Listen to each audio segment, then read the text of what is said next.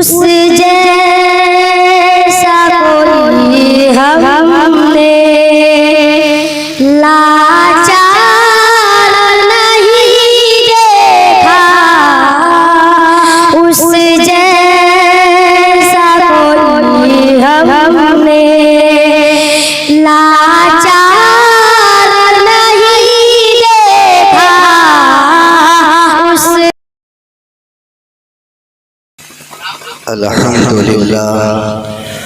الحمد لله وكفى وسلام على عباده الذين اصطفى، اما بعد۔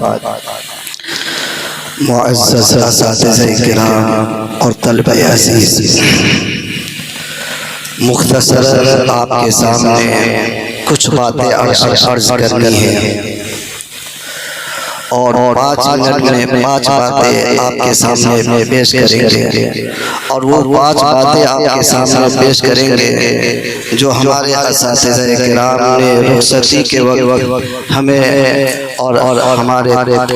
ساتھیوں کو جو نصیحت فرمائی تھی، وہ نصیحت آپ کو بھی آپ کے سامنے پیش کریں گے۔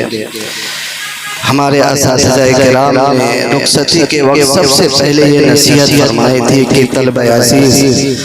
اپنے سینے کے اندر قرآن کریم کی عظمت کو ہمیشہ برقرار رکھنا،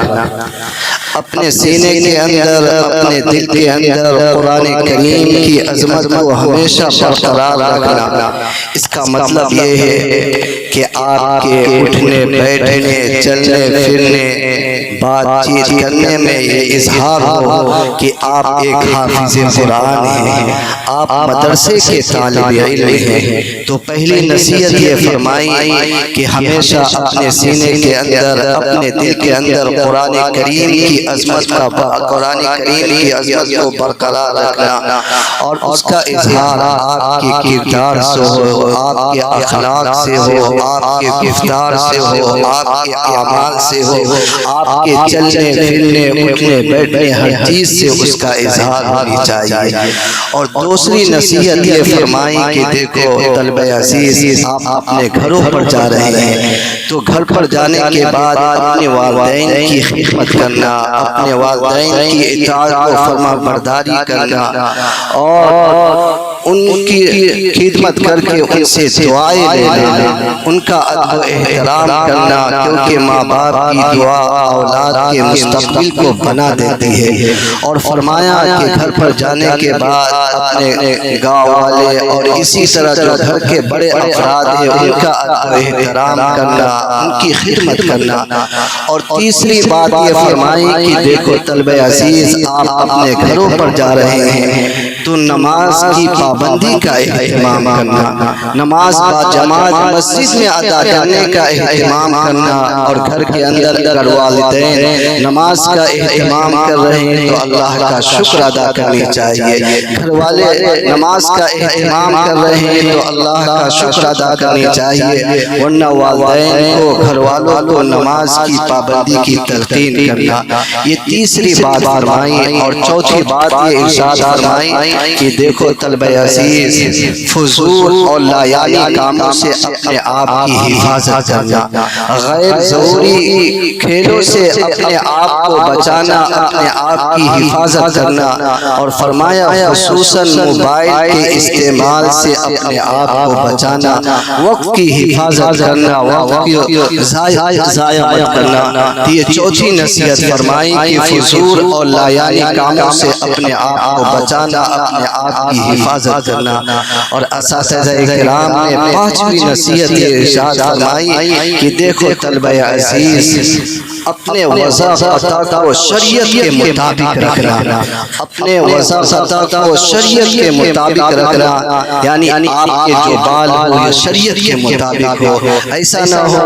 کہ نیچے تو چھوٹا اوپر بڑا، یہ شریعت کے اندر ناجائز ہے، گناہ کے کام ہے، یہ جہنم میں لے جانے والے عمل ہے۔ بلکہ بعض فقہائے کرام نے اس طرح کے بال کو گناہ کبیرہ کے اندر شمار کیا ہے۔ اور یاد رکھیے طلبہ عزیز، عزیز ایک گناہ کبیرہ بھی انسان کو جہنم میں لے جانے کے لیے کافی ہے۔ تو اساتذہ کرام نے پانچویں نصیحت ارشاد فرمائی کہ طلبہ عزیز اپنے وضاحت کو شریعت کے مطابق رکھنا، بال ہو تو شریعت کے مطابق ہو، داڑھی ہو تو شریعت کے مطابق ہو۔ تو اساتذہ کرام نے ہمیں یہ پانچ نصیحت فرمائی۔ پہلی نصیحت ہمیں تو یہ فرمائی کہ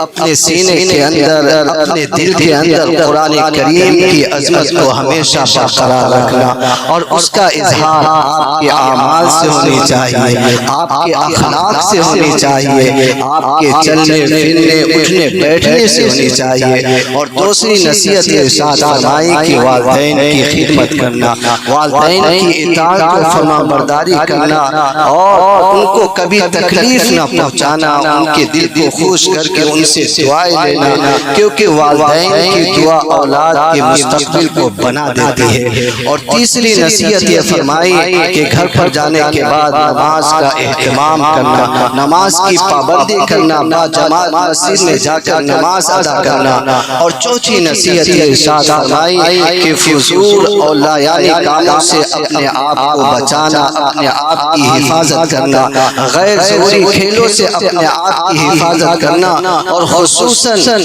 چھٹی کے اوقات میں موبائل کے استعمال سے اپنے آپ کی حفاظت کرنا۔ اور پانچویں نصیحت یہ ارشاد فرمائی کہ اپنے وضاحت کو شریعت کے مطابق رکھنا، شریعت کے مطابق رکھنا۔ اللہ پاک سے دعا ہے کہ اللہ پاک ہمیں ان پانچ نصیحتوں پر عمل کرنے کی توفیق نصیب فرمائے۔ اللہ پاک سے دعا ہے کہ اللہ پاک ہم سب کے عمل کو قبول فرمائے، اور ہم سب کو اپنی دین کی خدمات کے لیے بے حد قبول فرمائے۔ وآخر دعوانا ان الحمدللہ رب العالمین۔